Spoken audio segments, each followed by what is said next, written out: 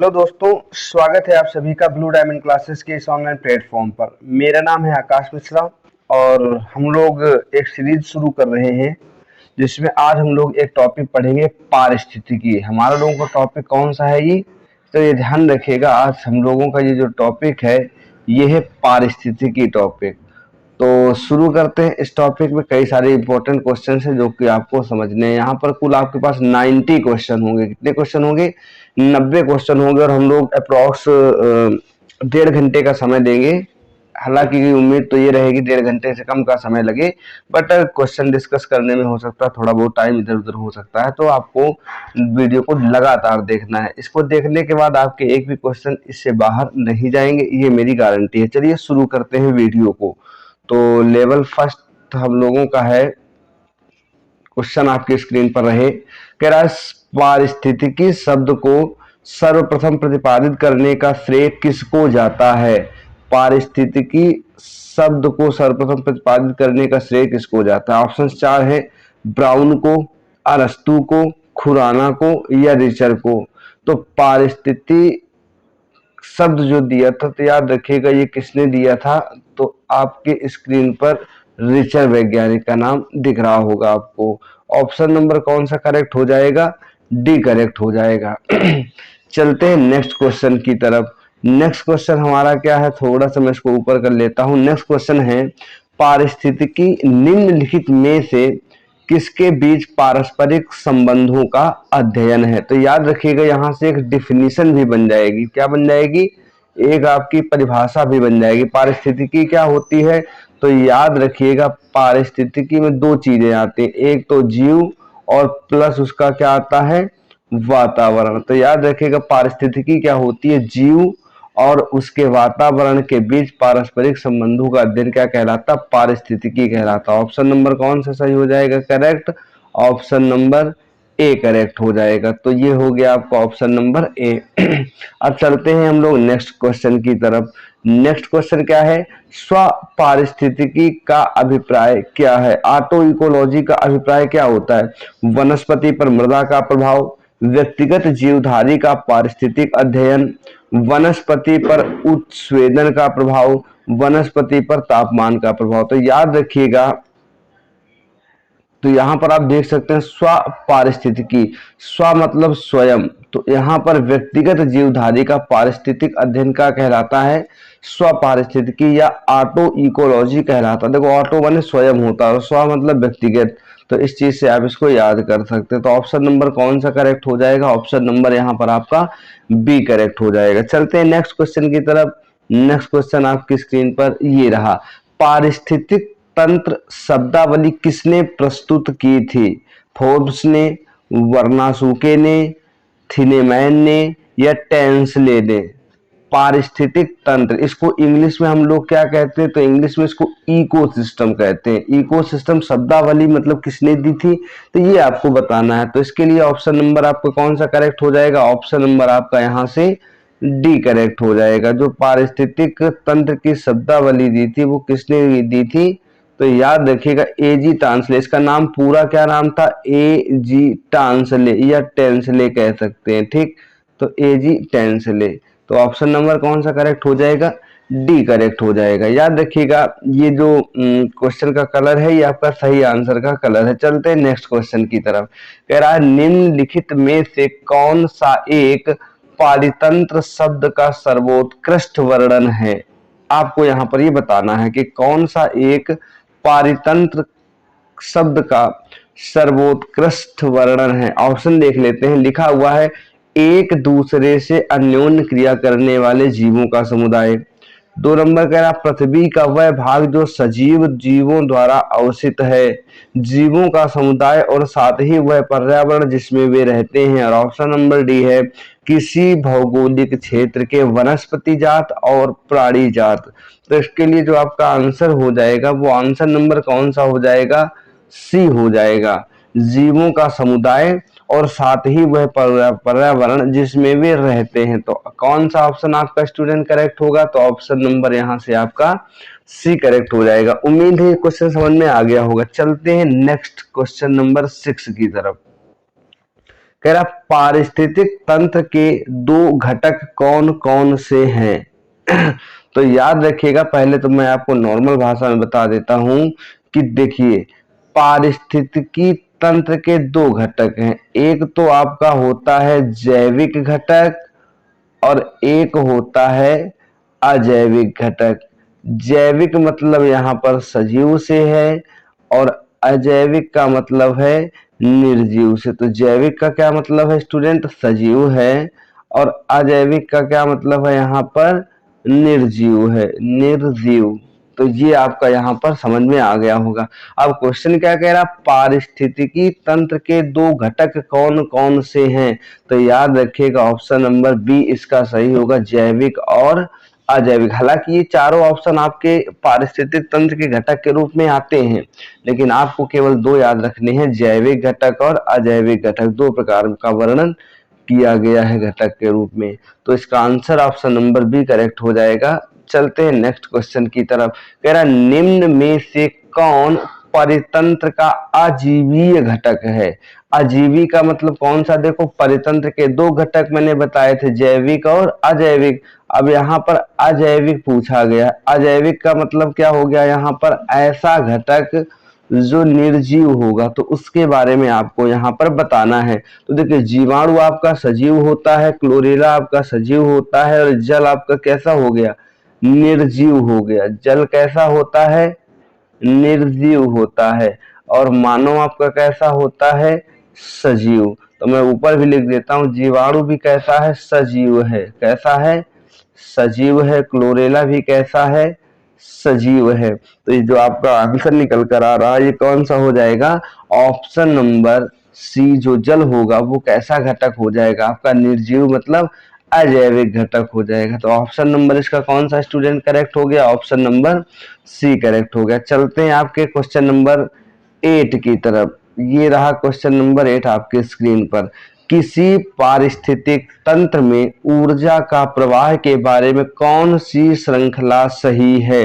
कह रहा उत्पादक से अपघटक में जाता है, फिर उपभोक्ता में जाता है, उपघटक से उपभोक्ता में जाता है, फिर उत्पादक में जाता है, उत्पादक से उपभोक्ता में, फिर अपघटक में जाता है, उपभोक्ता से उत्पादक में, फिर अपघटक में जाता है। तो याद रखिएगा, इसमें एक सीरीज चलती है। सीरीज क्या है वो सुन लो। देखो, सबसे पहले उसको क्या करते हैं? उत्पादक उसको उत्पन्न करते हैं, और उत्पादक के बाद उसको उपभोक्ता यूज करते हैं, तो उपभोक्ता के पास जाएगा, और उपभोक्ता को कौन खत्म करता है? अपघटक खत्म करते हैं, अपघटक। तो इसका जो आपका श्रृंखला हो जाएगी ऊर्जा की, भाई उत्पादक से ऊर्जा उपभोक्ता में जाएगी, उपभोक्ता से अपघटक में जाएगी। तो उत्पादक, उपभोक्ता और अपघटक जिस ऑप्शन में होगा वही ऑप्शन आपका क्या हो जाएगा स्टूडेंट? करेक्ट हो जाएगा। तो उत्पादक, उपभोक्ता और अपघटक। तो ऑप्शन नंबर आपको सी दिख रहा होगा। कौन सा ऑप्शन नंबर? तो ऑप्शन नंबर आपको सी आपके स्क्रीन पर दिख रहा होगा। यही इसका क्या है स्टूडेंट? करेक्ट आंसर हो गया। चलते हैं हम लोग, क्वेश्चन आंसर हो गया आपका ऑप्शन नंबर सी। चलते हैं हम लोग अगले क्वेश्चन नेक्स्ट 9 की तरफ। कह रहा खाद्य श्रृंखला बनती है। तो अभी मैंने जो आपको बताया था, उत्पादक जो ऊर्जा श्रृंखला होती है, उसी प्रकार ये आपकी खाद्य श्रृंखला भी होती है। ऊर्जा जो एक घटक से दूसरे घटक में जाती है, इसी तरह खाद्य श्रृंखला बनती है। तो इसमें आपका स्क्रीन पर क्वेश्चन दिखा है, कह रहा खाद्य श्रृंखला बनती है तो उत्पादकों, उपभोक्ताओं एवं अपघटकों से, उत्पादकों मांसाहारियों एवं अपघटकों से, उत्पादकों एवं प्राथमिक उपभोक्ताओं से, उत्पादकों शाकाहारियों एवं मांसाहारियों से। तो इसमें आपको स्पष्ट रूप से दिख रहा होगा जो ऑप्शन नंबर आपका ए है वो करेक्ट है। कह रहा उत्पादकों, उपभोक्ताओं और अपघटकों से खाद्य श्रृंखला बनती है। आपको पता होगा उत्पादक का काम क्या होता है? भोजन को बनाना, ठीक। उपभोक्ता का क्या काम होता है? भोजन का यूज करना, उपभोक्ता। और अपघटक का काम क्या होता है? जो उपभोक्ता मृत हो जाते हैं उनको धीरे धीरे सड़ा कर खत्म करना। तो ये अपघटक का काम होता है। तो हमारी स्क्रीन पर जो ऑप्शन नंबर ए है वो क्या हो जाएगा स्टूडेंट? करेक्ट हो जाएगा। चलते हैं नेक्स्ट क्वेश्चन की तरफ। तो इसका ये ऑप्शन नंबर ए करेक्ट हो गया। चलते हैं नेक्स्ट क्वेश्चन की तरफ। कह रहा किसी खाद्य श्रृंखला में प्राथमिक उपभोक्ता होते हैं। किसी खाद्य श्रृंखला में प्राथमिक उपभोक्ता होते हैं। तो देखो पहले मैं एक सीरीज समझा देता हूं, वैसे तो इसका आंसर आपका बी हो जाएगा शाकाहारी, लेकिन इससे बनने वाले सभी क्वेश्चंस को आप एक बार में देख लीजिए। सबसे पहला क्या होता है, आपके उत्पादक होते हैं, क्या होते हैं, उत्पादक। फिर क्या होते हैं आपके उपभोक्ता होते हैं, उपभोक्ता होते हैं।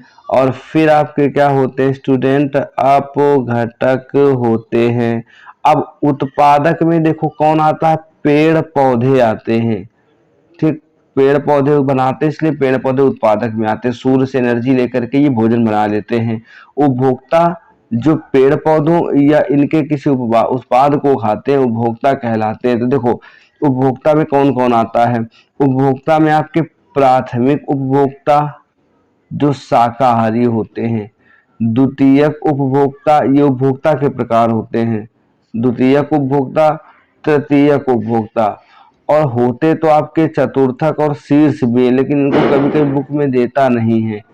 तो चतुर्थक या इसको हम लोग शीर्ष उपभोक्ता कहते हैं, क्या कहते हैं, चतुर्थक या शीर्ष उपभोक्ता कहते हैं। और अपघटक में क्या आता है, जीवाणु, कवक और शैवाल आता है, जीवाणु, कवक, ये सब किसमें आते हैं,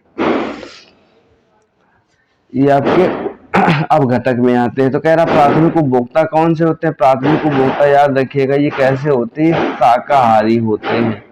ये भाई पेड़ पौधों को खाते हैं और किसी चीज को नहीं खाते हैं, तो ये लोग कैसे होते हैं स्टूडेंट, शाकाहारी होते हैं। तो उम्मीद है क्वेश्चन आपको समझ में आ गया होगा पूरी तरह से। तो आंसर क्या हो जाएगा, किसी श्रृंखला में जो प्राथमिक उपभोक्ता होते हैं वो कैसे होते हैं, शाकाहारी होते हैं। अब चलते हैं हम लोग नेक्स्ट क्वेश्चन की तरफ। अब नेक्स्ट क्वेश्चन के लिए हम लोग अब चलेंगे बैक और यहाँ पर सेट नंबर लेवल 2 सॉल्व करेंगे। तो क्वेश्चन नंबर 11 कह रहा किसी परितंत्र में उत्पादकों का क्या कार्य होता है, ये क्वेश्चन आपसे पूछा गया। उत्पादक का काम क्या होता है, तो उत्पादक कौन होते हैं, पेड़ पौधे। अच्छा पेड़ पौधों का काम क्या है ये बताओ पहले। तो पेड़ पौधे क्या होते हैं, सनलाइट को पकड़ते हैं और सनलाइट से क्या होता है, ये लोग खाना बनाते हैं। तो इनका क्या काम होता है, सौर ऊर्जा को पकड़कर उसको खाना बनाना। और खाना बनाने का जो प्रोसेस होता है, अच्छा पेड़ पौधे किस प्रोसेस से खाना बनाते हैं, तो इसको प्रकाश संश्लेषण कहते हैं। कौन सी प्रक्रिया है ये, प्रकाश संश्लेषण। अच्छा प्रकाश संश्लेषण तो कैसी अभिक्रिया होगी, ये एक रासायनिक अभिक्रिया होगी, रासायनिक अभिक्रिया है। तो इसको जब चेंज करेंगे तो कौन सी ऊर्जा में बदलेंगे, तो रासायनिक ऊर्जा में बदलते हैं। तो अब यहाँ से अब ऑप्शन आप देख लीजिए, कह रहा परितंत्र में उत्पादकों का क्या कार्य होता है। तो याद रखिएगा कार्बनिक यौगिकों को अकार्बनिक यौगिकों में बदलना बिल्कुल गलत, सौर ऊर्जा को पकड़ना और इसे रासायनिक ऊर्जा में बदलना ये सही हो जाएगा। ऑप्शन नंबर सी रासायनिक ऊर्जा को काम में लाना ये गलत है, ठीक। ऊर्जा को मुक्त करना ये भी गलत है, ठीक। तो यहाँ पर मेन कार्य क्या होता है, सौर ऊर्जा को पकड़ना और इसे रासायनिक ऊर्जा में बदलना, ये उत्पादकों का काम होता है। तो ऑप्शन नंबर कौन सा करेक्ट हो जाएगा स्टूडेंट, ऑप्शन नंबर इसका बी करेक्ट हो गया। चलते हैं हम लोग नेक्स्ट क्वेश्चन की तरफ। कह रहा परितंत्र में ऊर्जा का प्राथमिक या मुख्य स्रोत क्या होता है, परितंत्र, परितंत्र का मतलब क्या होता है, जीव और उसके आसपास का वातावरण, उसका पर्यावरण जो होता है परितंत्र कहलाता है। कह रहा ऊर्जा का प्राथमिक स्रोत मतलब सभी प्रकार की ऊर्जा कहाँ से मिलती है, प्राथमिक या मुख्य स्रोत। तो याद रखिएगा ब्रह्मांड में एक सूर्य ऐसा है जो सभी प्रकार की ऊर्जाओं का मुख्य स्रोत है। तो सूर्य से जो प्रकाश मिलता है ये आपका ऊर्जा का प्राथमिक या मुख्य स्रोत कह सकते हैं। जो कि प्रकाश होगा तो सनलाइट से खाना बनेगा, खाना बनेगा तो अन्य जीव बनेंगे, इस चीज को आपको ध्यान रखना। तो ये ऑप्शन क्या हो जाएगा इसका, option number student A correct हो जाएगा। चलते हैं हम लोग अपने क्वेश्चन नंबर 13 की तरफ। कह रहा किसी परितंत्र में सबसे बड़ी संख्या किसकी होती है, सबसे बड़ी संख्या से मतलब सबसे ज्यादा क्या पाया जाता है इस ब्रह्मांड में, इस परितंत्र में। तो सबसे ज्यादा संख्या किसकी होती है ये आपको बताना है। कह रहा किसी परितंत्र में सबसे बड़ी संख्या होती है प्राथमिक उत्पादकों की, प्राथमिक उपभोक्ताओं की, द्वितीयक उपभोक्ताओं की या अपघटनकर्ताओं की, ये बताना है आपको। तो इस क्वेश्चन में जो परितंत्र में सबसे बड़ी संख्या होती है वो होती है आपकी प्राथमिक उत्पादकों की, क्योंकि अगर ये है तो इनसे ये होंगे, इनसे ये और इनसे ये होंगे। तो प्राथमिक उत्पादकों की जो संख्या होती है स्टूडेंट्स, वो सबसे ज्यादा होती है। चलते हैं हम लोग क्वेश्चन नंबर 14 की तरफ। अगर वायु एवं जल की क्रिया द्वारा भूमि का कटाव क्या कहलाता है? जी आपको बताना है। अपरदन कहलाता है, जीवाश्म भवन कहलाता है, कैल्सी भवन कहलाता है या लवण भवन कहलाता है। तो याद रखिएगा, अगर भूमि या मिट्टी, भाई भूमि कटेगी तो मिट्टी, इसका अगर कटाव होता है तो ये प्रोसेस हमेशा अपरदन कहलाता है। क्या कहलाता है? अपरदन कहलाता है। अब वो भूमि से कट सकता है, वायु के द्वारा मिट्टी का इधर उधर ट्रांसफर हो सकता है, ये सब क्या कहलाता है? अपरदन कहलाता है। तो वायु एवं जल की क्रिया द्वारा भूमि का कटाव क्या कहलाता है स्टूडेंट? ये अपरदन कहलाता है। तो ऑप्शन नंबर कौन सा इसका करेक्ट हो गया? ऑप्शन नंबर आपका ए करेक्ट हो जाएगा। ये क्या कहलाएगा? अपरदन कहलाएगा। चलते हम लोग क्वेश्चन नंबर 15 की तरफ। कह रहा है कि मृदा अपरदन को रोका जा सकता है। आपको बताना है कि मृदा अपरदन को कैसे रोका जा सकता है। चार ऑप्शंस आपके सामने दिए गए हैं। कह रहा अत्यधिक चरने द्वारा, देखो जितना ज्यादा चराओगे उतना कम होगा।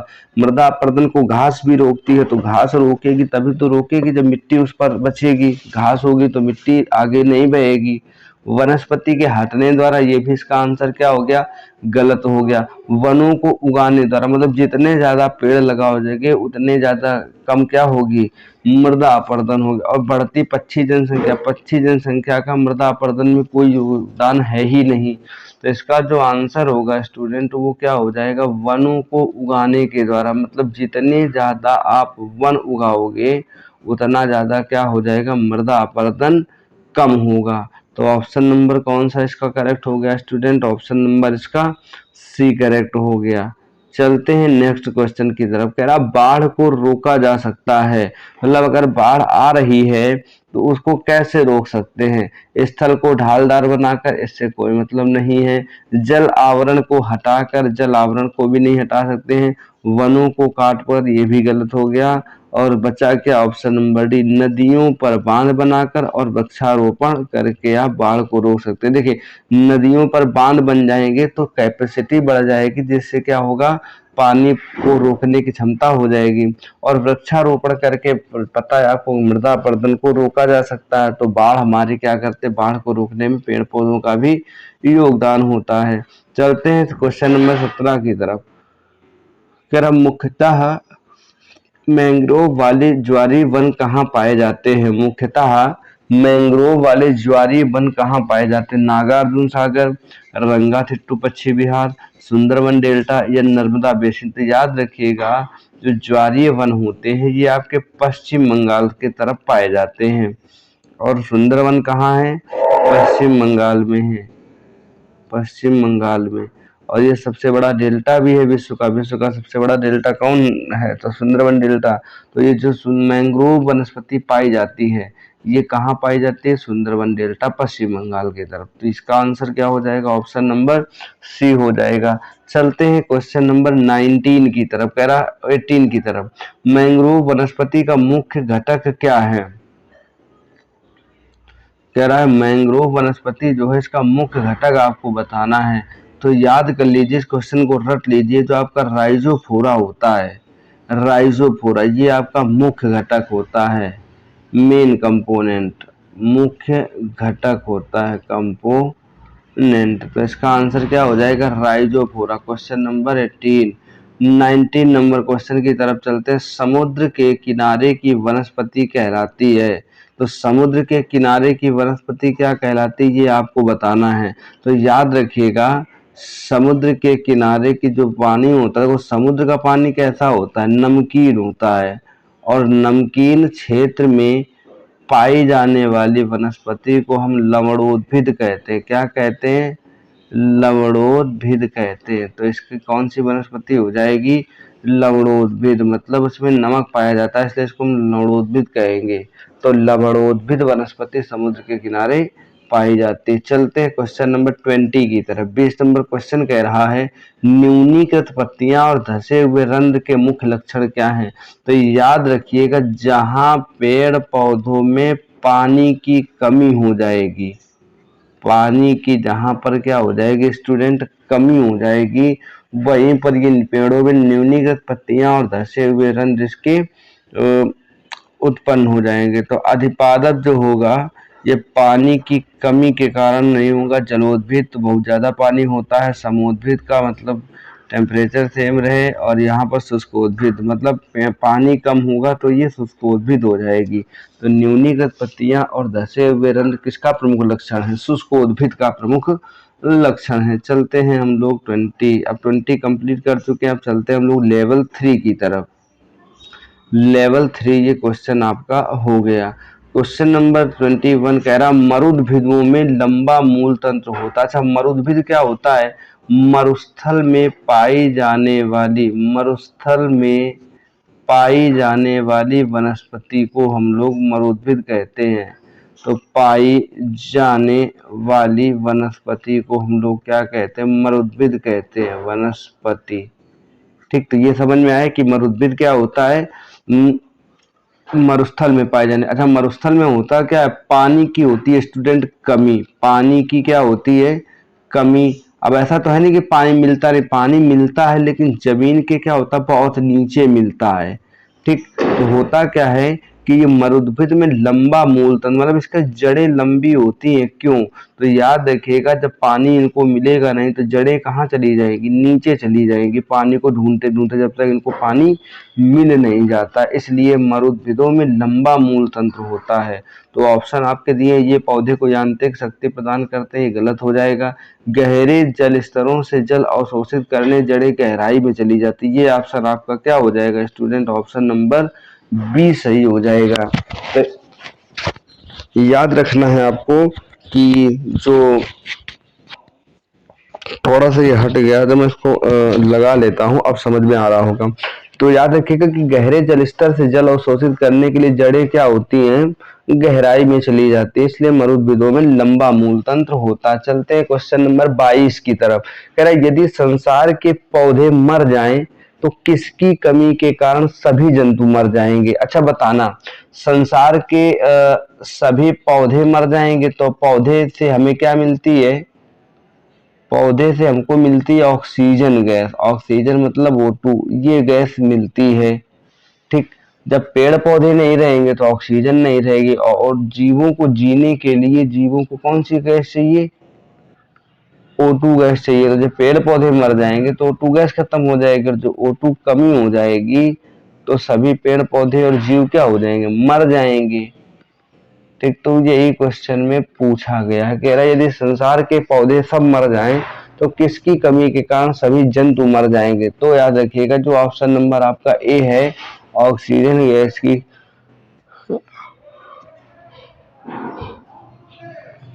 ऑक्सीजन गैस जो है उसकी कमी से क्या होता है, सभी जंतु मर जाते हैं। चलते हैं क्वेश्चन नंबर, तो इसका कौन सा ऑप्शन नंबर ए करेक्ट हो जाएगा। चलते हैं क्वेश्चन नंबर 23 की तरफ। कह रहा अधिपादप वैसे स्थानों पर पाए जाते हैं, अधिपादप क्या होता है, एपिफाइट्स वैसे स्थानों पर पाए जाते हैं जहां पर ऑक्सीजन का सांद्रण उच्च होता है, तापमान काफी कम होता है, वर्षा पूरे वर्ष होती है और वर्षा मौसम के अनुसार होती है। तो देखो, तापमान काफी कम होता है तो अधिपादप पाए जाते हैं, ऐसा कोई फिक्स नहीं है। तो वर्षा पूरे वर्ष होती है, अधिपादप वैसे स्थानों पर पाए जाते हैं जहां वर्षा पूरे वर्ष होती है। तो इसका आंसर क्या करेक्ट हो जाएगा, जो आपके जहां पर वर्षा पूरे वर्ष होती है वहां पर ही आपके क्या पाए जाएंगे, अधिपादप पाए जाएंगे। इसको आपको याद रखना, जहां पर सबसे ज्यादा वर्षा वहीं पर अधिपादप ये पाए जाएंगे। तो ऑप्शन नंबर कौन सा करेक्ट हो जाएगा, सी करेक्ट हो जाएगा। कह रहा मिर्मेकोफिली, इसका क्वेश्चन क्या कह रहा है, क्वेश्चन कह रहा है कि मिरमेकोफिली एक लाभदायक संयोजन होता है जो कुछ पुष्पी पादपों का जीवाणुओं के बीच होता है, विषाणुओं के बीच और चींटियों के बीच या माइकोप्लाज्मा के बीच। तो याद रखिएगा, जो ये मिरमेकोफिली होता है, मिरमेकोफिली ये किसका होता है? पुष्पी पादप, पुष्पी पादप और प्लस याद रखना चींटी।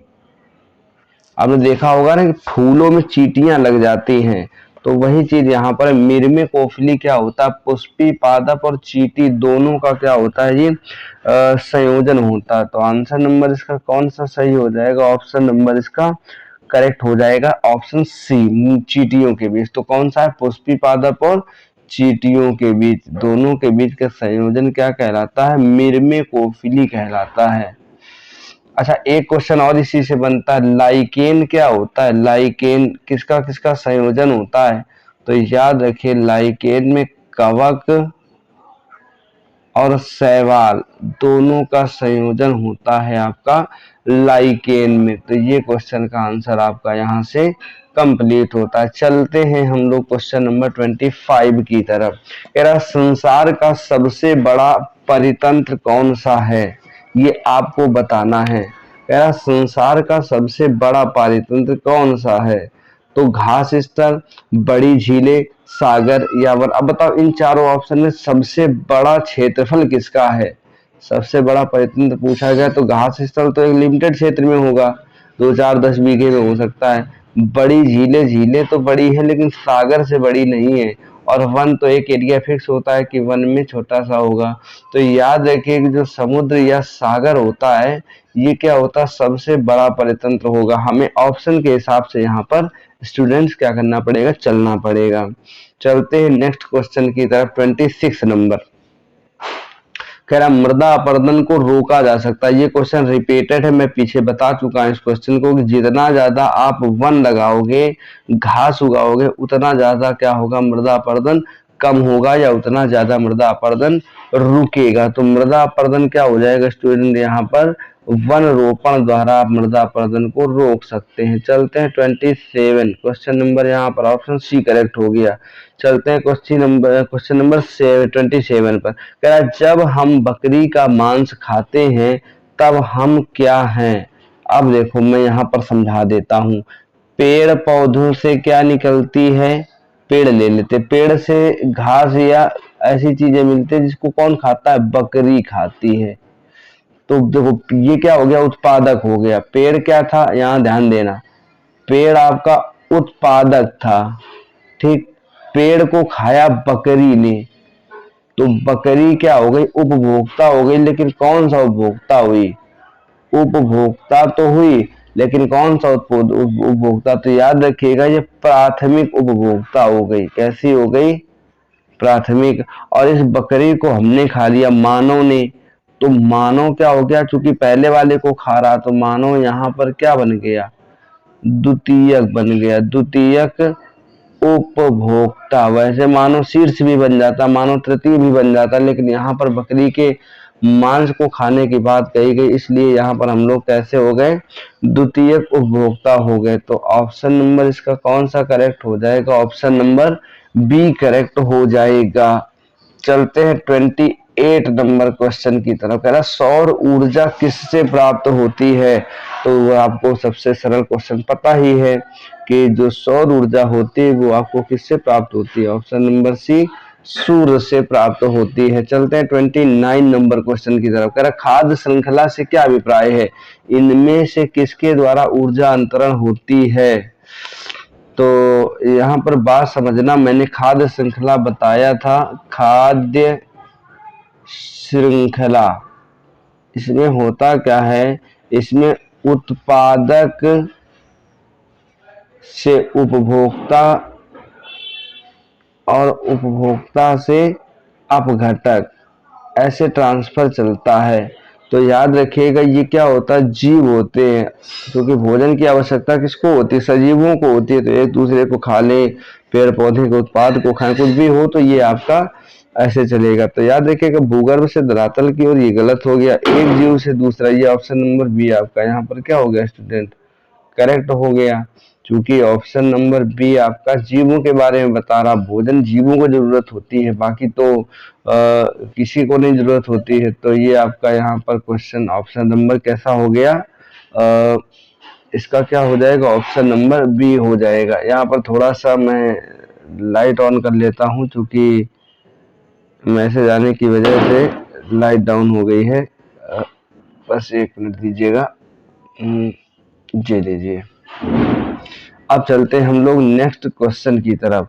कह रहा हाइड्रोफाइट कहते हैं, किसको कहते हैं हाइड्रोफाइट? ऑप्शंस आपके सामने की मैंने, कह रहा सामुद्रिक जानवर को कहते हैं, जलीय पौधे को कहते हैं, एक पौधीय रोग को कहते हैं, या एक जड़ रहित पौधे को कहते हैं। तो आपकी जानकारी के लिए मैं इसको रिपीट करके बता देता हूं कि हाइड्रोफाइट क्या होते हैं। ऐसे पौधे जो जल में रहते हैं। हाइड्रो मतलब क्या होता है, जल। तो जो जल में रहते हैं इनको हम लोग क्या कहते हैं, हाइड्रोफाइट कहते हैं। क्या कहते हैं स्टूडेंट्स, हाइड्रोफाइट कहते हैं। तो कौन सा ऑप्शन करेक्ट हो जाएगा यहाँ पर, जलीय पौधे को हम लोग यहाँ पर हाइड्रोफाइट्स कहते हैं। चलते हैं नेक्स्ट क्वेश्चन की तरफ। तो हम लोगों ने अप्रॉक्स 30 क्वेश्चन कर लिए हैं। चलते हैं लेवल नंबर 4 की तरफ। कुल इसमें 90 क्वेश्चन है, तो 1.5 घंटे के आसपास का वीडियो बनेगा, लेकिन एक भी क्वेश्चन इससे बाहर फिर आपका नहीं आएगा। कह रहा कौन सा मरुद्भिद पौधा, मरुद्भिद पौधे का मतलब क्या है, ऐसे पौधे जो रेगिस्तान में उगते हैं, या इसको हम घुमा कर कह दें कि शुष्क क्षेत्र में उगते हैं। शुष्क क्षेत्र में, अब शुष्क का मतलब क्या है, जहां पानी कम हो या कम बरसता हो, उसको हम लोग क्या कहते हैं, मरुद्भिद कहते हैं। सरसों आपका मरुद्भिद है, गलत। अमरबेल आपका मरुद्भिद है, हो सकता है। नीम आपका मरुद्भिद है, गलत। तो करील आपका क्या है, ये आपका पौधा जो होता है करील का, ये मरुद्भिद है। अमरबेल भी आपकी क्या होती है, हालांकि पेड़ों को सुखा देती है। अगर किसी पेड़ के ऊपर अमरबेल चढ़ जाती है तो वो पौधा सूख जाता है। तो ये आपका इसको मरुद्भिद नहीं कह सकते। मरुद्भिद का मतलब होता है ऐसा पौधा जो आपका कहाँ उगना चाहिए, रेगिस्तान में उगना चाहिए, और कम पानी में अपने आप को उगा ले, तो करील का वृक्ष है। तो इसका ऑप्शन नंबर कौन सा सही हो जाएगा, ऑप्शन नंबर स्टूडेंट सी सही हो जाएगा। चलते हम लोग 32 की तरफ। कह रहा है पर्यावरण के अजैव अवयव का उदाहरण है।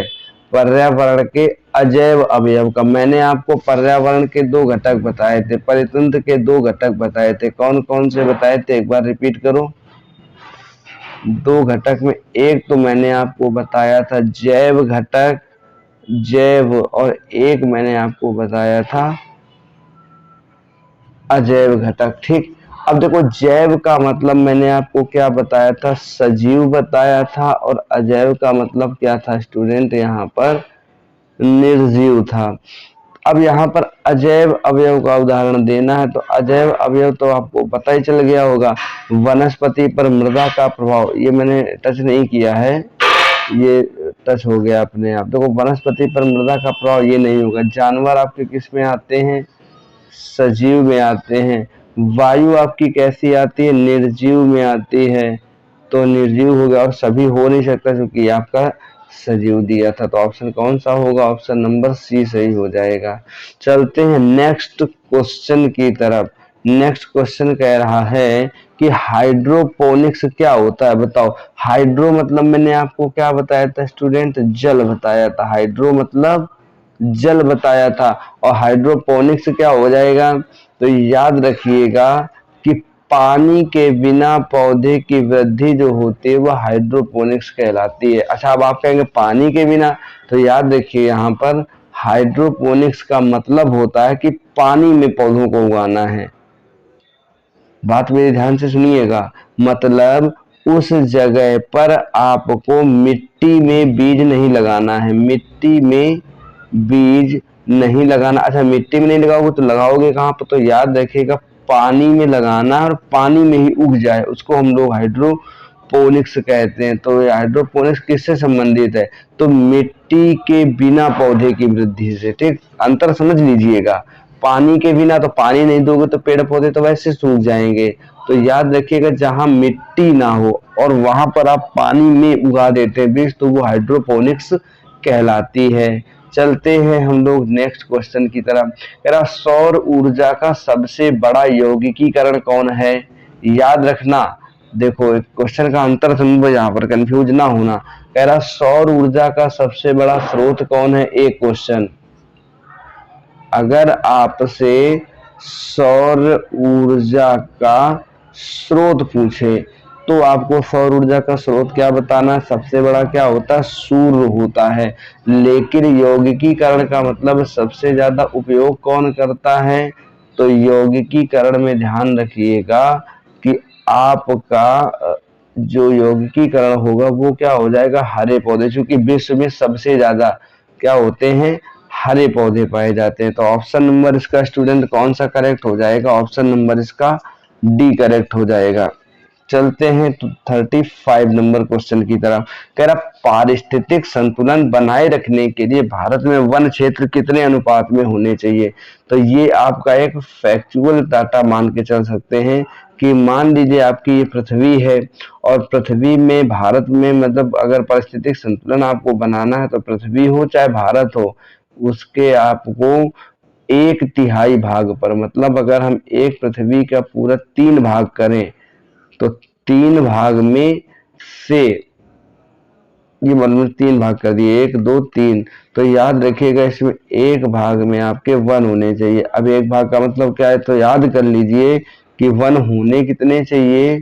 तो 1 होने चाहिए आपके 33.33%। मतलब एक तिहाई भाग पर आपका क्या होना चाहिए? 1 होना चाहिए। तो ये आपका आंसर कौन सा सही हो जाएगा? ऑप्शन नंबर आपका यहाँ पर सी करेक्ट हो जाएगा। चलते हैं नेक्स्ट क्वेश्चन की तरफ। नेक्स्ट क्वेश्चन कह रहा है कि मैंग्रोव की खेती के लिए कौन सा क्षेत्र प्रसिद्ध है? मैंने आपको बताया था कि मैंग्रोव की खेती के लिए जो पश्चिम बंगाल वाला एरिया है, कौन सा? पश्चिम बंगाल वाला जो एरिया है वो आपका मैंग्रोव की खेती के लिए क्या है? प्रसिद्ध है। अब इसमें से आपको ढूंढना है कि पश्चिम बंगाल का क्षेत्र कौन सा है, बस वही आपका आंसर करेक्ट हो जाएगा। चलिए ढूंढते हैं। तो जो आपने कलिम्पोंग देखा है, तो कलिम्पोंग कहाँ पड़ता है? ये आपका उड़ीसा में पड़ता है। कहाँ पड़ता है? उड़ीसा में। और उड़ीसा दंडन कारण ये भी कहाँ है? उड़ीसा या उड़ीसा लिख सकते हैं, उड़ीसा में पड़ता है। दक्षिण 24 परगना का सजने खाली जंगल ये आपका पश्चिम बंगाल में है। कहाँ है? पश्चिम बंगाल में है। और उत्तराखंड का जिम कार्बेट तो उत्तराखंड में है, इसलिए आपका क्या ऑप्शन करेक्ट हो जाएगा? ऑप्शन नंबर यहाँ पर सी करेक्ट हो जाएगा। चलते हैं नेक्स्ट क्वेश्चन की तरफ। कह रहा एपीफाइट बहुत अधिक विकसित होती है ऐसे पौधे होते हैं जो अन्य पौधों पर निर्भर करते हैं। याद रखना, देखो एपीफाइट होता क्या है,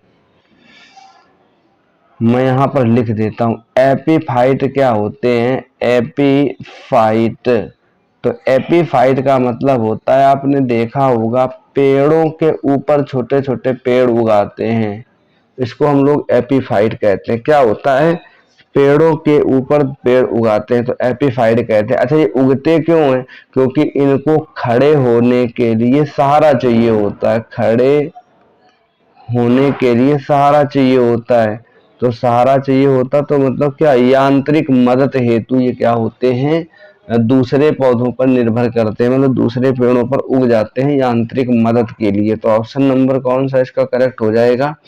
ऑप्शन नंबर बी करेक्ट हो जाएगा। चलते हैं नेक्स्ट क्वेश्चन की तरफ। पादपालय क्या है? एक सुविधा है। अच्छा पादपालय का मतलब समझ रहे हो? प्लांटरी कहते हैं, प्लांटरी मतलब जहां पौधों को उगाया जाता है। तो पौधे उगाए जाते हैं, पौधे उगाए जाते हैं तो ये क्या होता है, पादपालय होता है। अच्छा, पादपालय में होता क्या, तो नियंत्रित दशाओं में पादपों का उगना संभव हो पाता। मतलब अगर हमको कंडीशंस पता है कि इस कंडीशन में ये पौधा उगता है, तो हम उसी टेम्परेचर उसी प्रकार से यूज करके हम लोग यहाँ पर उसको क्या कर सकते हैं, उगा सकते हैं। चलते हैं क्वेश्चन नंबर, ये इसका आंसर कौन सा करेक्ट हो जाएगा, ऑप्शन नंबर सी करेक्ट हो जाएगा। चलते हैं 39 नंबर क्वेश्चन की तरफ। कह रहा है निम्न में से कौन सा कार्य पर्यावरणीय दृष्टि से उपयुक्त है। मतलब ऐसा कौन सा कार्य है जो पर्यावरण को हानि न पहुंचाए बल्कि पर्यावरण के लिए क्या हो, लाभदायक हो। स्टूडेंट, तो ऑप्शंस आपको पढ़ने हैं और इसके बाद आपको आंसर पता करना है। देखो, कार्बनिक कृषि ये हो सकता है, स्थानांतरित कृषि गलत है, बार बार जगह बदल बदल कर खेती करना, क्योंकि भारत में जगह तो क्या है, फिक्स है, तो बार बार आप स्थानांतरित कृषि का यूज नहीं कर सकते हैं। उच्च पैदावार वाली किस्मों का उत्पादन, तो उच्च पैदावार वाली किस्मों का उत्पादन करने के लिए जमीन चाहिए और उपयुक्त है पर्यावरणीय दृष्टि से। और कह रहा कांच के घरों में उगने वाले पौधे, तो कांच के घरों में उगने वाले पौधे भी आपको, ये भी नहीं होगा। तो आंसर नंबर इसका क्या हो जाएगा, जब हम कार्बनिक कृषि करने लगेंगे। कार्बनिक कृषि का मतलब समझ रहे हो, कार्बनिक कृषि का मतलब होता है देसी खाद का यूज करके पौधों को उगाना, और जैसे गोबर की खाद और सड़े गले चीजों का यूज करके अगर हम प्रयोग करते हैं तो इससे चीजें भी क्या होती हैं, पर्यावरण प्रदूषित नहीं होती हैं और हमारी फसल में भी उसका उपयोग अच्छा होता है।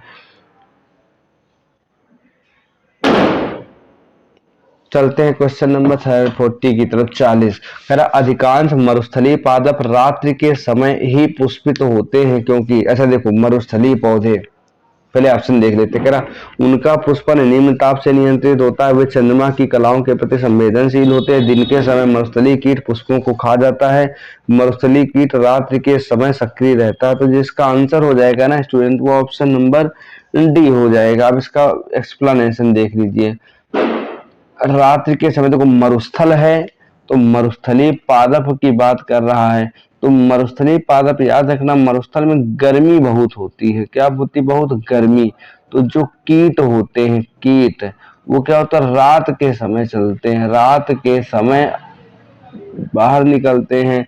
और पुष्पित होने के लिए आपको पता है कि फूल क्या करता है, जीवों द्वारा खाया जाता है और एक जगह से दूसरी जगह पे भेजा जाता है, तभी तो वो पुष्पित होते हैं। तो मरुस्थलीय कीट रात्रि के समय सक्रिय रहते हैं, इसलिए क्या होता है, मरुस्थलीय पादप रात्रि के समय ही क्या होते हैं, पुष्पित होते हैं।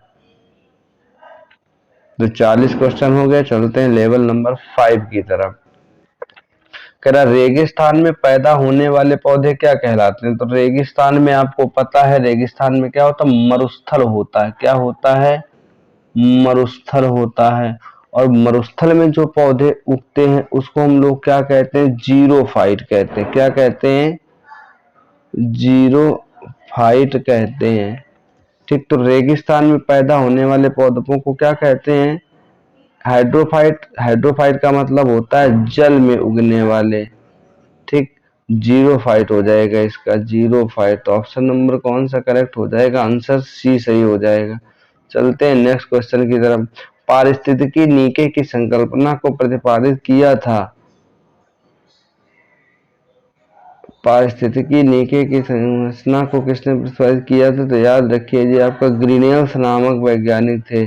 एक बार चेक कर लेता हूं, तो ग्रीनियल्स नामक जो साइंटिस्ट थे आपके, कौन से थे, ग्रीनियल्स, इन्होंने पारिस्थितिकी नीके की संकल्पना को प्रतिपादित किया था। चलते हैं क्वेश्चन नंबर 43 की तरफ। कह रहा कौन सबसे अधिक स्थिर पारितंत्र है। मतलब ऐसा कौन सा पारितंत्र है जो सबसे अधिक स्थिर पारितंत्र, बहुत कम बदलता है। महासागर, वन, रेगिस्तान, पर्वत। तो याद रखिएगा जो महासागर का पारितंत्र होता है वो क्या अपरिवर्तनीय होता है। तो ऑप्शन नंबर आपका कौन सा सही हो जाएगा स्टूडेंट, ऑप्शन नंबर ए सही हो जाएगा। कह रहा सबसे अधिक स्थिर, तो याद रखिएगा जो महासागर होते हैं, महासागर लिख दे या समुद्र लिख दे या पानी लिख दे, तो याद रखिएगा यही ऑप्शन आपके क्या हो जाएंगे, सही हो जाएंगे। तो कौन सा सबसे स्थिर पूछ रहा है, तो आपको महासागर का बताना है। अगर समुद्र होता तो समुद्र बता देते हैं। चलते हैं 44 नंबर। कह रहा कौन से 3 R पर्यावरण के अनुकूल माने जाते हैं। देखो अभी तक आपके 3 R, अब 3 R का मतलब मैं यहाँ समझा देता हूँ, अगर आपने छोटी क्लास में पढ़ा होगा थोड़ा सा। हाँ, देखो 3 R कौन कौन से उनको देख लीजिए। तो RRR का महत्व है, देखो पहले तो हम 3 R को डिस्कस करते हैं। तो पहला क्या होता है, रिड्यूस, किसी भी चीज को कम करो। फिर रीयूज, रीयूज मतलब पुनः उपयोग करो, पुनः उपयोग करो। और तीसरा रिसाइकल, रिसाइकल तो ये क्या हो जाएगा, पुनः चक्रण, मतलब इसको फिर से बनाओ, पुनः चक्रण। तो 3 R हैं। तो बताओ कौन सा इसमें मिल रहा, कम करना, पुनः उपयोग करना और पुनः चक्रित करना। कम करना, पुनः प्रयोग करना और पुनरावर्तन करना। पुनः एकत्रित करना, पुनः प्रयोग करना और पुनः उपयोग करना। तो मुझे तो इसमें ये लग रहा है कम करना, रीयूज पुनः प्रयोग करना और पुनः चक्रित करना। तो ऑप्शन नंबर इसका मेरे हिसाब से तो यहाँ पर 1 होना चाहिए और यही आपका इसका करेक्ट आंसर है। पुनरावर्तन का मतलब होता है किसी चीज को पुनः से नहीं बनाना, लेकिन पुनः चक्रित करने का मतलब उसी का यूज करके दोबारा नहीं बना देना। चलते हैं नेक्स्ट क्वेश्चन की तरफ।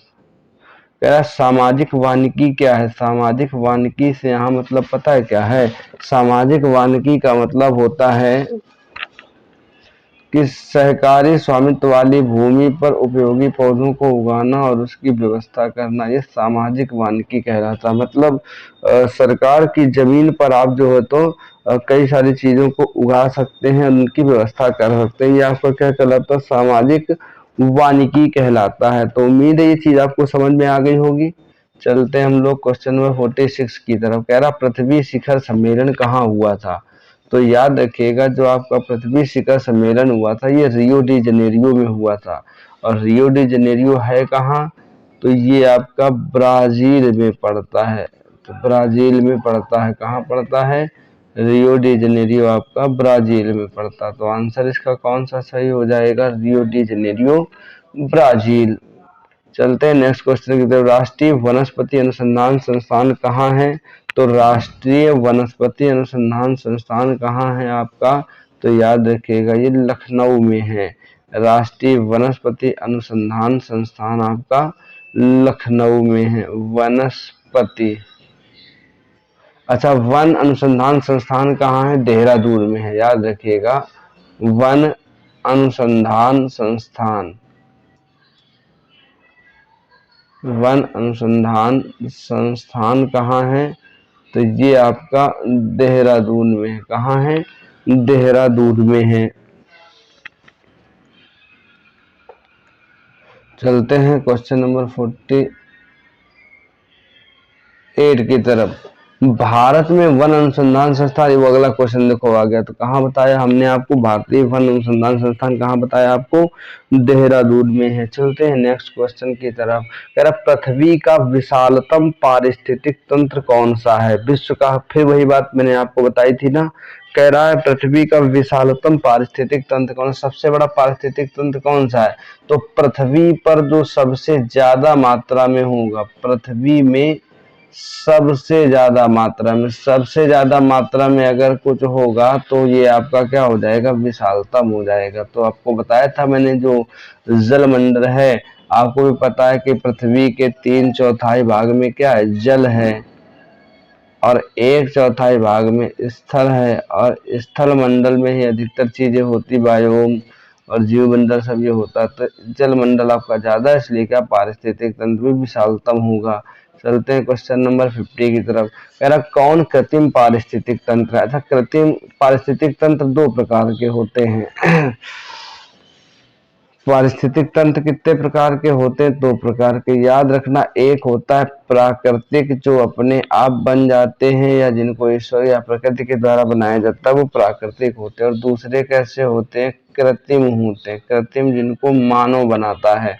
तो आपको याद रखना, धान का खेत मानव बनाएगा तो कृत्रिम हो जाएगा। वन को एक तरीके से वन भी जो है तो मनुष्य उगा सकता है, तो ये आपका हो जाएगा, सॉरी प्राकृतिक होगा, क्योंकि वन उगा तो सकते हैं लेकिन अधिकतर वन भगवान उगा करके देता है। घास का मैदान स्वयं उगता, आप घास लगा तो सकते हैं लेकिन प्राकृतिक रूप से ये मिलता है। और झील भी आपका प्राकृतिक होती है, तो इसमें जो ऑप्शन होगा धान का खेत करेक्ट हो जाएगा। तो इसका ये आपका धान का खेत वाला आंसर करेक्ट हो जाएगा। हम लोगों ने 50 क्वेश्चन डिस्कस कर लिए, 40 क्वेश्चन और बचे हुए हैं। तो चलते हैं हम लोग इसके बाद, कितने हैं हमारे पास, 40 क्वेश्चन और लेवल नंबर हमारा 6। कौन सा लेवल आएगा, लेवल नंबर 6। क्वेश्चन कह रहा है कि रेड डाटा बुक में किसका विवरण दिया गया। रेड डाटा बुक, ध्यान रखिएगा ये संकट से रिलेटेड एक है, तो चाहे आपके संकटग्रस्त, नाम बता देता हूं, संकटग्रस्त, चाहे आपके जीव हों और चाहे आपकी वनस्पति हो, दोनों के बारे में ये बताता है रेड डाटा बुक। तो इसमें केवल विलुप्त जीव जंतु गलत है, ऐसा नहीं है, संकटापन्न को भी बताता है। संकटापन्न पादप और जीव जो केवल संकट में है उनको बताता, गलत, सॉरी ये सही हो जाएगा।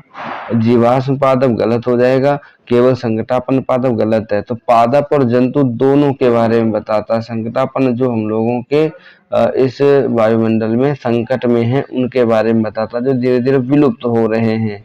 चलते हैं next question. Red data book उन जातियों की जानकारी देता है जो संकटापन्न है। कैसी है, संकटापन्न मतलब जो धीरे धीरे कम हो रही है और जिस पर संकट आ रहा उनके बारे में ये क्या करता है, बताता है। चलते हैं 53 नंबर क्वेश्चन की तरफ। 53 नंबर कह रहा है इनमें से कौन सा जैव विविधता के लिए खतरा है, मतलब ऐसा कौन सा काम है आपका इनमें से जो जैव विविधता के लिए क्या स्टूडेंट खतरे का काम करता है।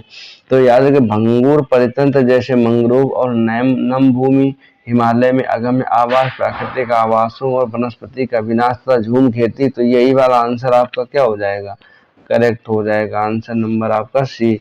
आरक्षित जीवमंडल बनाना है, इसमें कोई दिक्कत नहीं होगी। हिमालय में अगम आवास, कोई दिक्कत नहीं होगी। भंगुर परितंत्र, मैंग्रोव और नमभूमि जितनी ज्यादा होगी उतना ही पृथ्वी को क्या होता है, फायदा होता है। लेकिन प्राकृतिक आवासों और वनस्पति का अगर आप विनाश करेंगे या झूम खेती का यूज करेंगे तो आपका ये क्या हो जाएगा, जैव विविधता के लिए खतरा बन जाएगा। चलते हैं क्वेश्चन नंबर 44 की तरफ।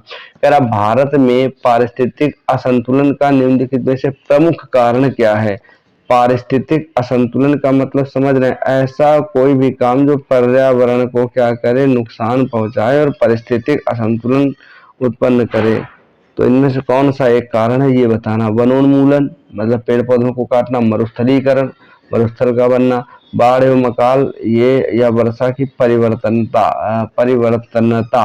तो पारिस्थितिक असंतुलन का केवल एक ही कारण है जो मेन होगा, वन उन्मूलन। तो पेड़ पौधे काटोगे तो वहां पर क्या हो जाएगा, मरुस्थलीकरण हो जाएगा उसका, और उससे क्या हो जाएगी, अकाल हो जाएगा, बाढ़ नहीं, पानी नहीं बरसेगा, और पानी नहीं बरसेगा तो अकाल होगा, वहां पर मिट्टी उपजाऊ नहीं होगी। तो ये सब चीजें हो जाती है। तो आंसर कौन सा हो जाएगा, वनोन्मूलन, जो मुख्यतः है, मुख्यतः पूछा गया है।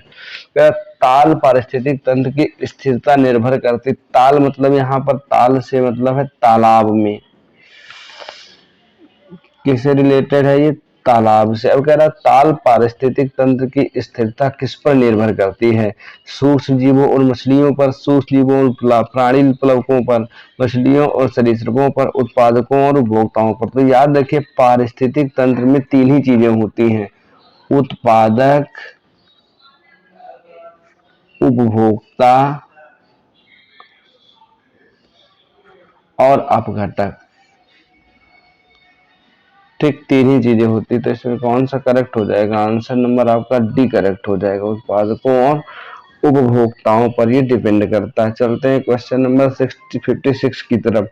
कह रहा प्रकृति के संतुलन को तय करने वाला मुख्य कारक कौन सा है, मतलब ऐसा कौन सा कारक है जो प्रकृति के संतुलन को तय करता है, या तो उसको संभाल सकता है,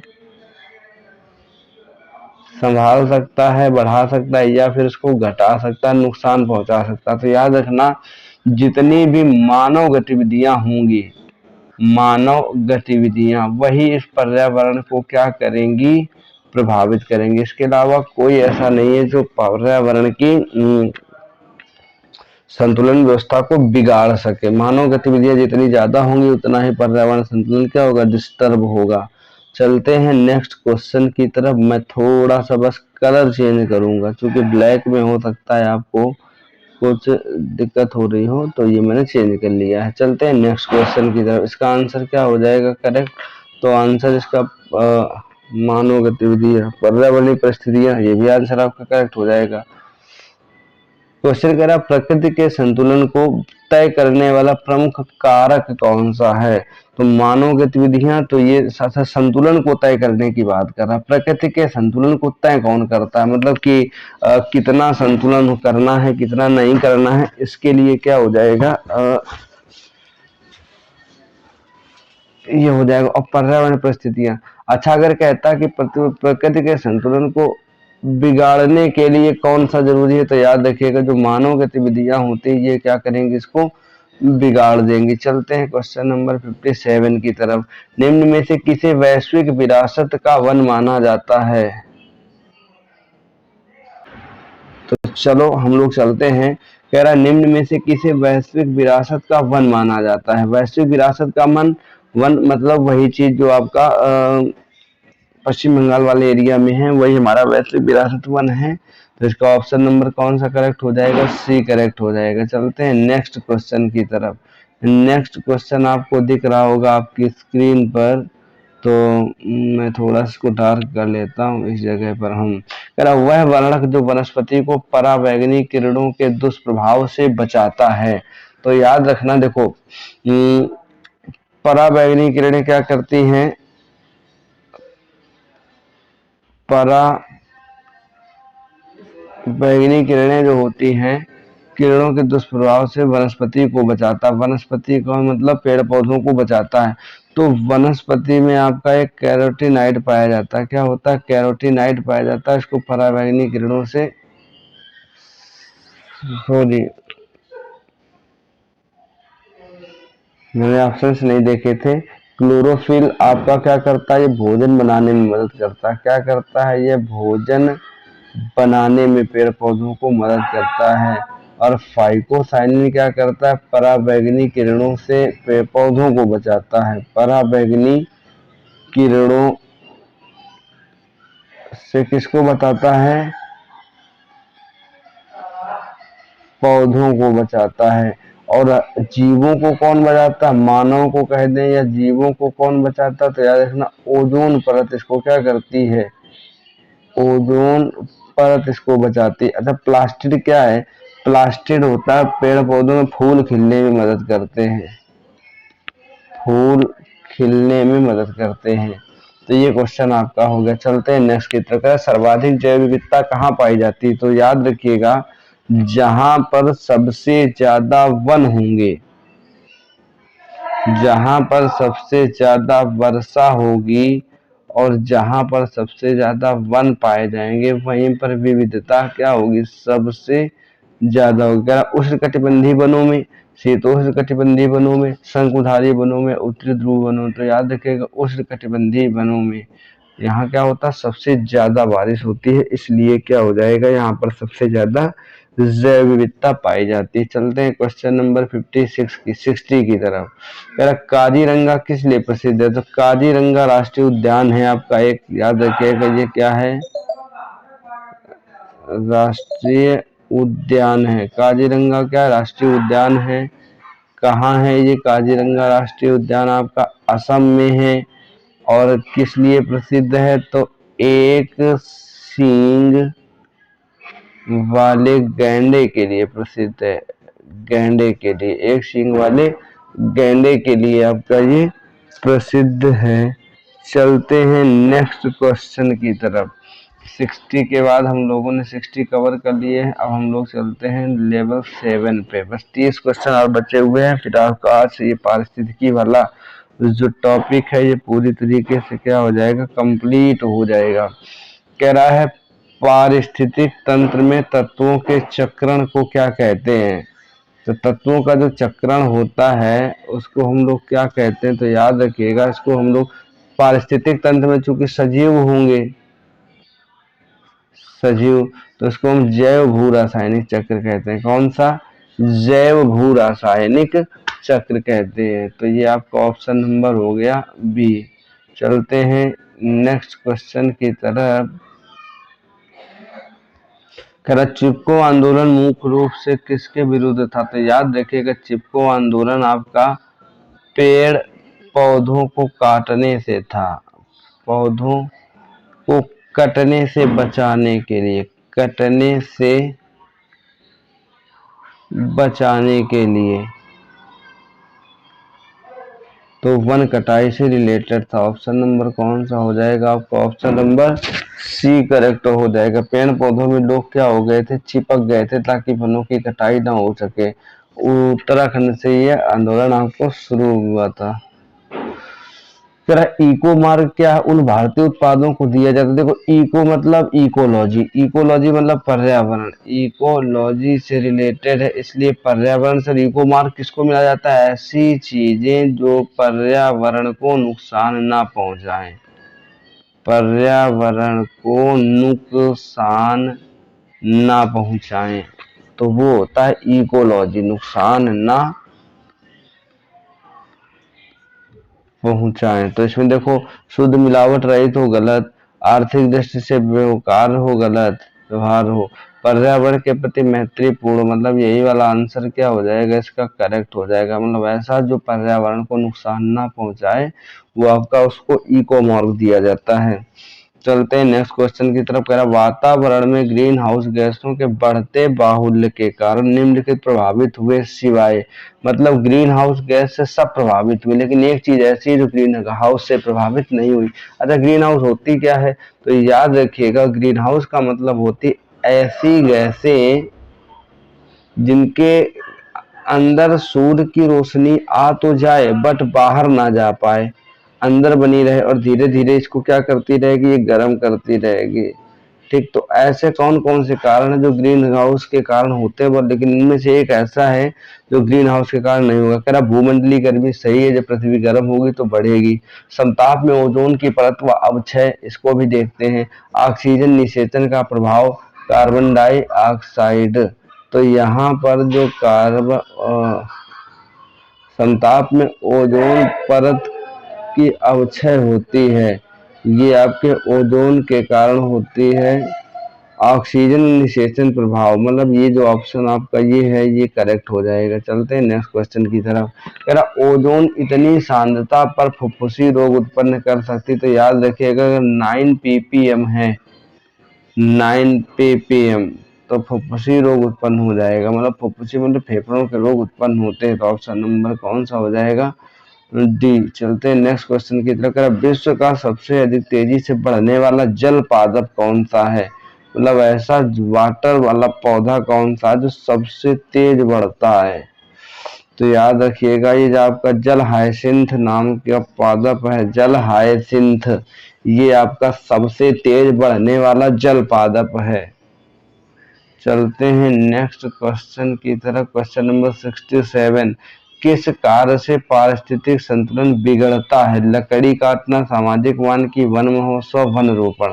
कह रहा पारिस्थितिक संतुलन बिगड़ता है पूछ रहा है तो सामाजिक वानिकी पेड़ पौधे लगाने हैं, वन महोत्सव त्योहार के लिए वनों के प्रति जागरूक करना, और वन रोपण मतलब वनों को लगाना। लेकिन जो लकड़ी काटना है भाई, पेड़ पौधों से लकड़ियां काटोगे तो पेड़ पौधे काटने पड़ेंगे और पेड़ पौधे कटेंगे तो क्या हो जाएगा? पारिस्थितिक संतुलन इसका बिगड़ जाएगा। तो चलते हैं अब हम लोग नेक्स्ट क्वेश्चन की तरफ। तो इसका क्या हो जाएगा? ऑप्शन नंबर ए करेक्ट हो जाएगा। क्वेश्चन नंबर चलते हैं 68 की तरफ। क्या यदि विश्व के सभी पादप मर जाएं, मैंने पिछले उसमें बताया था कि अगर पादप मर जाएंगे तो ऑक्सीजन कम हो जाएगी, ऑक्सीजन कम हो जाएगी तो क्या हो जाएगा? और इनकी कमी के कारण जीव मर जाएंगे, पशु मर जाएंगे। तो कौन सा ऑप्शन करेक्ट हो जाएगा? इसका आंसर नंबर आपका डी ऑप्शन करेक्ट है। चलते हैं नेक्स्ट क्वेश्चन की तरफ। 69 नंबर कह रहा है जब पादप विविधता को प्राकृतिक आवास में संचारित किया जाता है, संचारित नहीं होगा यहाँ पर, संरक्षित किया जाता है, तो इसे कौन सा संरक्षण कहते हैं? जब पादप विविधता को प्राकृतिक आवास में, मतलब उन्हीं जगह पर उनको कर देना, तो उनको स्वस्थानीय कहते हैं। मतलब जहां पर आप देखने गए और वहीं उनको स्थानांतरित कर दिया, स्थान पर संरक्षित कर दिया, तो इस पर स्थानीय हो गए। और उनको ला करके अगर कहीं संरक्षित कर रहे हैं तो क्या हो जाएगा, पर स्थानीय, मतलब दूसरे स्थान पर चला जाएगा। चलते हैं नेक्स्ट क्वेश्चन की तरफ। अत्यधिक वनोन्मूलन का सबसे खतरनाक प्रभाव क्या, सबसे ज्यादा अगर वन काटोगे तो क्या हो जाएगा, अनेक मूल पान पादपों की क्षति, ये तो होगा ही, वन संपत्ति की क्षति, ये भी ज्यादा इंपॉर्टेंट नहीं है। मृदा अपरदन होगा, मृदा अपरदन, अगर पेड़ पौधे काटोगे तो सबसे ज्यादा नुकसान मृदा अपरदन, मतलब मिट्टी बह जाएगी। और जब मिट्टी बहेगी तो मिट्टी बहने से और भी कई सारी समस्याएं उत्पन्न हो जाएंगी। तो चलते हैं, अब हम लोग 70 क्वेश्चन कंप्लीट कर चुके हैं। मैं थोड़ी सी बस टार्च को जलाऊंगा ताकि यहाँ पर आपको किसी भी प्रकार की दिक्कत ना हो। तो ये हो गया। अब चलते हैं हम लोग क्वेश्चन नंबर 70 के बाद क्वेश्चन नंबर लेवल नंबर 8 पर। बस 20 क्वेश्चन और बचे हुए हैं और इसमें कुछ क्वेश्चन रिपीटेड भी हो जाएंगे, फिर इसके बाद इस क्लास को हम लोग समाप्त करेंगे। कह रहा चारण आहार श्रृंखला के आधार तल में जीव जो होते हैं वो कौन से होते हैं। चारण आहार श्रृंखला के आधार तल में, मतलब जो खाद्य श्रृंखला होती है उसमें सबसे नीचे कौन से जीव होते हैं। तो याद रखिएगा सबसे नीचे कौन होंगे, तो याद रखिएगा सबसे नीचे होते हैं इसके उत्पादक। क्योंकि होता क्या है, देखिए इधर से चीज शुरू होती है, यहाँ सबसे पहले उत्पादक आए, उन्होंने भोजन बनाया, उसको उपभोक्ता ने खाया, फिर अपघटक ने खाया, तो ये चीज क्या ऊपर से बढ़ते क्रम में, तो सबसे पहले किसका काम आया, उत्पादक का। ऑप्शन नंबर ए करेक्ट हो गया। चलते हैं ऑप्शन नेक्स्ट क्वेश्चन पे। कह रहा पर्यावरण आयोजन के साथ मूलतः कौन संबंधित है, तो याद रखिएगा एक संस्था आती है आपकी नीरी संस्था। तो नीरी आपका ये क्या है, पर्यावरण आयोजन के साथ संबंधित है। चलते हैं 73 नंबर पर। मैंग्रोव वनों पर वैश्विक तापन का क्या प्रभाव पड़ा। वैश्विक तापन का मतलब समझ रहे हो, पृथ्वी धीरे धीरे गर्म होगी तो ग्रीन हाउस गैस के कारण, तो इसका वैश्विक तापन का मैंग्रोव वनों पर क्या प्रभाव पड़ेगा। याद रखिएगा पश्चिम बंगाल आपका समुद्र किनारे है, यहाँ पर क्या है, समुद्र है, समुद्र मतलब पानी है पास में। पश्चिम बंगाल वाले एरिया में क्या है, पानी ज्यादा होने की वजह से जब गर्मी बढ़ेगी तो बर्फ पिघलेगी, बर्फ पिघलेगी तो समुद्र का लेवल बढ़ेगा, और समुद्र का लेवल बढ़ेगा तो विशाल क्षेत्र क्या हो जाएंगे, जलमग्न हो जाएंगे। तो इसका कौन सा हो जाएगा, ऑप्शन नंबर इसका बी करेक्ट हो जाएगा। चलते हैं नेक्स्ट क्वेश्चन की तरफ। नेक्स्ट क्वेश्चन क्या, भारत में धारणीय विकास के दृष्टिकोण से विद्युत का उत्पादन का सबसे अच्छा स्रोत कौन सा है। तो याद रखिएगा क्योंकि भारत में सबसे ज्यादा समुद्र के किनारे हैं, इसलिए जल विद्युत, और जल विद्युत उत्पन्न करने से पर्यावरण को नुकसान भी नहीं होता, ना तो धुआं होता, ना धक्कड़ होता, कुछ नहीं होता। तो यह आपका क्या हो जाएगा, पर्यावरण को नुकसान भी नहीं होगा। चलते हैं नेक्स्ट क्वेश्चन की तरफ। धारणीय विकास जिनके उपयोग के संदर्भ में के अंतर्गत पीढ़ीगत संवेदना का विषय है। प्राकृतिक संसाधन, भौतिक संसाधन, औद्योगिक संसाधन, सामाजिक संसाधन। तो प्राकृतिक संसाधन, कौन सा आंसर करेक्ट, धारणीय विकास जिनके उपयोग के संदर्भ में अंतर पीढ़ीगत संवेदनशीलता का विषय है, तो वो है प्राकृतिक संसाधन। वो संसाधन जो दोबारा नहीं प्राप्त होंगे, उनको समस्या होगी, तो वो समस्याएं यहाँ पर आएंगी। दो भिन्न समुदायों के बीच का संक्रांति क्षेत्र क्या कहलाता, तो वो क्या कहलाता है, इकोटोन कहलाता है। भिन्न समुदायों के मतलब एक समुदाय ये है, एक समुदाय में से कुछ क्षेत्र क्या हो गया, संक्रांति क्षेत्र, ये क्या हो गया, इकोटोन कहलाता है। चलते हैं नेक्स्ट क्वेश्चन की तरफ। क्या एक मनुष्य के जीवन को पूर्ण रूप से धारणीय करने के लिए आवश्यक न्यूनतम भूमि को क्या कहते हैं। तो याद रखिएगा जो सबसे न्यूनतम भूमि होती है, जो मनुष्य को पूरी जिंदगी में जरूरत पड़ती है, उसको हम लोग क्या कहते हैं, पारिस्थितिकीय पदछाप कहते हैं। क्या कहते हैं, पारिस्थितिकीय पदछाप कहते हैं। चलते हैं नेक्स्ट क्वेश्चन की तरफ। निम्न में से कौन एक प्रवाल विरंजन का सबसे अधिक प्रभावी कारक, प्रवाल विरंजन का सबसे अधिक जो प्रभावी कारक है वो है आपका सागरीय जल के तापमान में वृद्धि। जैसे जैसे तापमान बढ़ेगा वैसे वैसे जीवों की संख्या कम होती जाएगी और इसका प्रवाल विरंजन हो जाएगा। चलते हैं नेक्स्ट क्वेश्चन की तरफ। कह रहा निम्नलिखित पदार्थों में से कौन से ओजोन रिक्ति कारक हैं। तो याद रखिएगा इसमें आपके तीन के तीनों कैसे ओजोन रिक्ति कारक हैं। क्लोरोफ्लोरोकार्बन, हेलांस और कार्बन टेट्राक्लोराइड। इसका फॉर्मूला क्या होता है? CCl4। चलते हैं नेक्स्ट क्वेश्चन की तरफ। 80 नंबर क्वेश्चन कह रहा है निम्नलिखित क्षेत्रों में से जैव विविधता की दृष्टि से उत्तेजनशील माने जाते हैं कौन से? पूर्वी घाट और पश्चिमी हिमालय। ध्यान रखिएगा पूर्वी घाट एवं पश्चिमी हिमालय। 2,4 ऑप्शन इसका करेक्ट हो जाएगा। 1 और 3 बता रहा है, पूर्वी हिमालय एवं पश्चिमी घाट। तो मैंने शायद उल्टा बोल दिया है, पश्चिमी घाट और पूर्वी हिमालय। पूर्वी हिमालय और पश्चिमी घाट, पूर्वी हिमालय और पश्चिमी घाट याद रखिएगा। मैं लिख भी देता हूँ यहाँ पर पूर्वी हिमालय, अरे थोड़ा सा पूर्वी हिमालय और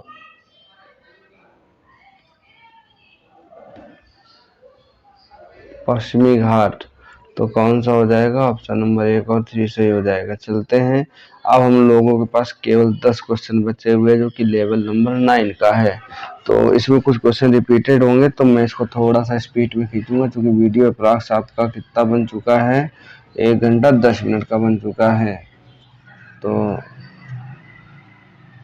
चलिए मैं इसको खींचता हूँ। कह रहा पारिस्थितिकी निकाय के रूप में आर्द्र भूमि निम्नलिखित में से किस हेतु उपयोगी है? कह रहा पोषक पुनर्प्राप्ति एवं चक्रण हेतु, पौधे द्वारा अवशोषण के माध्यम से भारी धातुओं को मुक्त करने हेतु, तलछट रोग नदियों का गादीकरण करने हेतु उपयुक्त सभी हेतु। तो ये सब चीजें इसमें क्या होती है स्टूडेंट? प्रयोग होती है, इसलिए ये हमारे लिए क्या है? बहुत ही इम्पोर्टेंट होती है। आर्द्र भूमि मतलब तालाब, ऐसी जहाँ पर हमेशा पानी भरा रहता है उसको हम आर्द्र भूमि हम लोग कहते हैं। वर्ल्ड वेटलैंड डे भी मनाया जाता है, आपको पता होगा। कौन सा सही सुमेलित नहीं है? तो इनमें से पहले देखते हैं फिर बताते हैं इसमें कौन सा सुमेलित नहीं। कह रहा है पारिस्थितिकी विज्ञान केंद्र बेंगलुरु सही है। भारतीय वन प्रबंधन अनुसंधान संस्थान देहरादून, ये आपका कलकत्ता बता रहा। भारतीय वन प्राणी संस्थान देहरादून। हिमालय पर्यावरण विकास का गोविंद बल्लभ पंत सागर अल्मोड़ा। तो कौन सा ऑप्शन नंबर यहाँ पर सी इनकरेक्ट है? कौन सा? भारतीय वन प्रबंधन अनुसंधान संस्थान कहाँ है स्टूडेंट? ये देहरादून में है। वन प्रबंधन अनुसंधान संस्थान कहाँ है? तो याद रखिएगा ये देहरादून में है। चलते हैं नेक्स्ट क्वेश्चन 83 नंबर की तरफ। कह रहा निम्नलिखित में से किस देश में विश्व के तापमानों पर आंकड़ा इकट्ठे करने के लिए विश्व वायुमंडलीय चौकसी स्टेशन स्थापित नहीं किया गया? तो भारत में ही नहीं किया गया, बाकी अल्जीरिया में है, ब्राजील में और केन्या में, हर जगह पर है। चलते हैं 84 नंबर। कौन सा कथन सही है? ये बताना कि कौन सा क्वेश्चन का मतलब कथन सही है। कह रहा जैव मंडलीय पारिस्थितिक तंत्र में ऊर्जा का प्रवाह एक दिशीय होता है। बिल्कुल सही है, मतलब एक डायरेक्शन से ऐसे ही ऊर्जा चलती। जैव मंडलीय पारिस्थितिक तंत्र में ऊर्जा का प्रवाह चक्रीय होता है। सही है, ऊर्जा का प्रवाह ऐसे चक्र की तरीके से होता है। ठीक, अब चलते हैं हम लोग नेक्स्ट क्वेश्चन की तरफ। नेक्स्ट क्वेश्चन कह रहा है पारिस्थितिक जो प्राकृतिक पारिस्थितिक तंत्र में बढ़ते पोषण स्तर ऊर्जा का सापेक्षिक क्षय घटता जाता है। ये भी सही है। प्रगामी बढ़ते पोषक जातियां सुलभ ऊर्जा का उपयोग करने में कम दक्ष होती हैं। तो ऑप्शन नंबर इसका 1 बता रहा है। इसमें क्या है? जैव मंडलीय पारिस्थितिक ऊर्जा का प्रवाह एक दिशीय होता है। अच्छा हाँ, याद आ गया। यहाँ पर देखो क्या लिखा, मैंने ध्यान नहीं दिया था। यहाँ ये कौन सा कथन सही है? तो ये वाला आपका सही है, ये एक दिशीय होता है। तो ऑप्शन नंबर इसका ए करेक्ट हो जाएगा। 85 नंबर पर चलते हैं। कह रहा कौन हरित ग्रह गैस नहीं है? तो याद रखिएगा ग्रीन हाउस गैस कौन सी नहीं है? आपकी कार्बन डाइऑक्साइड है, मीथेन है, नाइट्रस ऑक्साइड है। नाइट्रोजन गैस जो है ये आपकी ग्रीन हाउस गैस नहीं है। नाइट्रस ऑक्साइड का फॉर्मूला क्या होता है? N2O। N2O मीथेन का CH4, कार्बन डाइऑक्साइड CO2, ये सब ग्रीन हाउस गैस है। चलते हैं क्वेश्चन नंबर 86 की तरफ। 86 नंबर क्वेश्चन कह रहा है कौन परिस्थिति तंत्र के विषय में सही नहीं है? ए नंबर ये जैविक एवं अजैविक दोनों घटकों से युक्त है। सही है। अपनी स्वयं की उत्पादकता होती है। सही। एक बंद तंत्र होता है, पारिस्थितिक संसाधन तंत्र होता है। तो ये एक बंद तंत्र नहीं होता, पारिस्थितिक तंत्र एक खुला तंत्र होता है। इस चीज को आपको याद कर लेना है। जो ये होता है पारिस्थितिक तंत्र, ये हमेशा खुला तंत्र होता है। चलते हैं क्वेश्चन नंबर नेक्स्ट 87 की तरफ।